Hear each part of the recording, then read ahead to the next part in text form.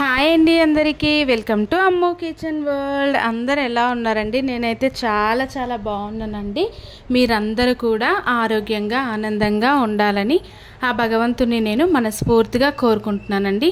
ఈరోజు మన వ్యూయర్స్ కోసం మా ఆంధ్ర స్టైల్లో దెబ్బరొట్టి ఏ విధంగా చేసుకోవాలి, అలాగే దీనికి కావాల్సిన ఇంగ్రీడియంట్స్ ఏంటో చూపిద్దామని చెప్పి ఇలా మీ ముందుకు వచ్చానండి. మరెందుకంటే ఆలస్యం వీడియోలోకి వెళ్ళిపోదాము. దీనికి కావాల్సిన ఇంగ్రీడియంట్స్ చూసేద్దాం. వచ్చేసేయండి.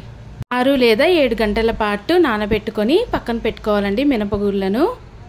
అలాగే 1 లేదా 2 ఉల్లిపాయలను చిన్న పీసెస్ లాగా కట్ చేసుకోవాలండి. అదేవిధంగా పచ్చిమిరపకాయలను కూడా ఈ విధంగా కట్ చేసుకోవాలి. చిన్న అల్లం ముక్కను ఈ విధంగా ఫైన్గా కట్ చేసుకొని పక్కన పెట్టుకోవాలండి. కొద్దిగా జీలకర్ర, కరివేపాకును కూడా చిన్న పీసెస్ లాగా కట్ చేసుకోవాలి. కొద్దిగా కొత్తిమీరను కూడా కట్ చేసుకొని పక్కన పెట్టుకోవాలి. అదేవిధంగా టేస్ట్కి తగినంత సాల్ట్ను కూడా తీసుకోవాలి. ఇప్పుడు ఒక మిక్సీ జార్లోకి ముందుగా మనము పక్కన పెట్టుకున్న మినపగుళ్ళను వేసి ఈ విధంగా మిక్సీ చేసుకోవాలండి. చూసారు కదా, పిండి అనేది ఈ కన్సిస్టెన్సీలో ఉండాలి. దీనిలోకి మనము ముందుగా కట్ చేసి పెట్టుకున్న ఉల్లిపాయ ముక్కల్ని, అలాగే పచ్చిమిరపకాయ ముక్కల్ని, అదేవిధంగా కరివేపాకును కూడా వేసేసుకోవాలండి. దీనిలోకే మనము ఇప్పుడు జీలకర్రను కూడా వేసేసుకోవాలండి. దాని తర్వాత చిన్నగా కట్ చేసి పెట్టుకున్న అల్లం ముక్కలను కూడా వేసేసుకోవాలి. అలాగే కొత్తిమీరను కూడా ఇదే టైంలో యాడ్ చేసేసుకోవాలండి. దీనిలోకి మనం ఇప్పుడు కొద్దిగా గోధుమ రవ్వను కూడా వేసుకోవాలండి. కొద్దిగా వేసుకుంటే సరిపోతుంది. దీనిలోకే మనము ఇప్పుడు టేస్ట్కు తగినంతగా సాల్ట్ను కూడా యాడ్ చేసేసుకోవాలండి. సాల్ట్ వేసేసిన తర్వాత ఈ మిశ్రమాన్ని అంతటిని కూడా ఒకసారి చేత్తో కలుపుకోవాలండి. సాల్ట్ అనేది ఈ పిండికి మొత్తానికి కలిసేలాగా చేత్తో ఒకసారి ఈ విధంగా అంతటినీ కలుపుకొని పక్కన పెట్టుకోవాలండి.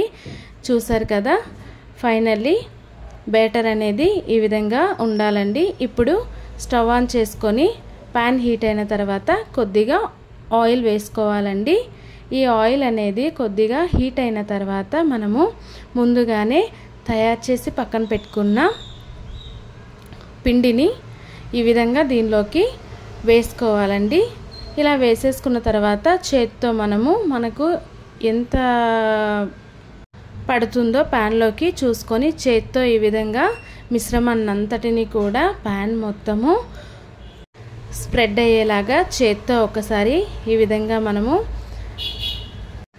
స్ప్రెడ్ చేసుకోవాలండి. ఇలా వేసేసుకున్న తర్వాత చుట్టూ కూడా కొద్దిగా ఆయిల్ అనేది మనము యాడ్ చేసుకోవాలి. చూసారు కదా, ఆయిల్ కూడా వేసేసిన తర్వాత ఈ విధంగా ఉడకడం అనేది స్టార్ట్ అవుతుందండి. ఇప్పుడు మనము గ్యాస్ అనేది సిమ్లో పెట్టుకొని దీన్ని మనము మూత పెట్టుకొని ఒక 5 నిమిషాల పాటు ఉడికించుకోవాలండి. 5 నిమిషాలు మూత తీసి చూసినట్లయితే చూసారు కదా, ఈ విధంగా ఉడుకుతుందండి. ఇప్పుడు దీన్ని మనము టర్న్ చేసుకోవాలండి. చూసారు కదా ఎంత క్రిస్పీగా వేగిందో. ఇప్పుడు మళ్ళీ మనము కొద్దిగా ఆయిల్ అనేది యాడ్ చేసుకొని మూత పెట్టుకొని ఇంకొక 5 మినిట్స్ పాటు ఉడికించుకోవాలండి. గ్యాస్ అనేది సిమ్లోనే ఉండాలి. ఇప్పుడు రెండో వైపు కూడా ఈ విధంగా కాల్చుకోవాలండి. చూసారు కదా, చాలా అంటే చాలా సింపుల్గా టేస్టీగా మనము దిబ్బరొట్టిని తయారు చేసేసుకోవచ్చండి. చాలా టేస్టీగా ఉంటుంది. గోధుమ రవ్వని యాడ్ చేయడం వల్ల ఈ రొట్టె అనేది కొంచెం క్రిస్పీగా ఉంటుందండి. దీన్ని మనము పల్లి చట్నీ లేదా కొబ్బరి చట్నీతో తింటే చాలా టేస్టీగా ఉంటుందండి. మీరు ఫస్ట్ టైం నా వీడియోస్ని మీరు చూసినట్లయితే లైక్ చేయండి, షేర్ చేయండి, సబ్స్క్రైబ్ చేసుకోండి. అలాగే మీకు ఏదైనా రెసిపీ తయారీ విధానం కావాలి అనుకున్నట్లయితే కామెంట్ సెక్షన్లో కామెంట్ చేయండి. మరెందుకండి ఆలస్యం, మీరు కూడా ఒకసారి ట్రై చేయండి. చాలా అంటే చాలా టేస్టీగా ఉంటుందండి. మీరు కూడా ఒకసారి ట్రై చేసి ఎలా వచ్చిందో కామెంట్ సెక్షన్లో కామెంట్ చేయండి.